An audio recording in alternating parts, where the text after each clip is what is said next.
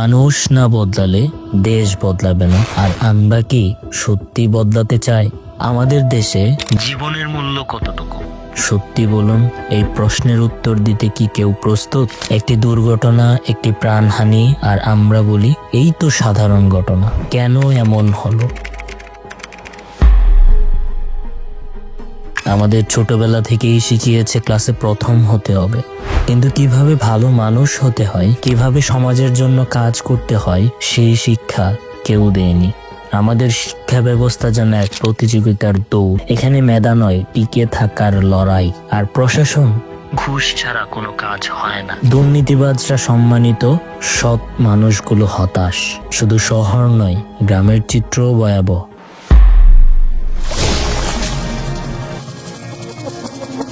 মাদক ছড়িয়ে পড়েছে প্রত্যেকটি কোণায়, তরুণরা হারিয়ে যাচ্ছে অন্ধকারে। তো আমরা কি থেমে আছি? না, আমরা নিজেরাও সমস্যা তৈরি করছি।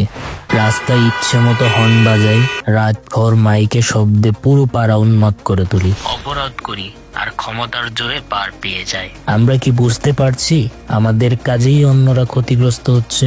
তবে এই চিত্র বদলানো সম্ভব। আমাদের বদলাতে হবে। বদলের শুরুটা হবে নিজের ভিতর থেকে। এই দেশটা আমাদের, এখন সময় এসেছে বদলানোর। সমস্যার কথা নয়, সমাধানের কথা ভাবুন। দেশটা আমাদের। আমাদের জন্মভূমি সবার থেকে সারা, কিন্তু সেটা প্রমাণ করার দায়িত্ব আমাদের। তাই চলুন নিজেদের বদলাই, সমাজ বদলাই এবং দেশটাকে বদলাই। একদিন আমরা গর্ব করে বলবো আমাদের দেশ বদলেছে, কারণ আমরা বদলেছি। পরিবর্তনের শুরু হোক আজই, আমাদের হাত ধরে।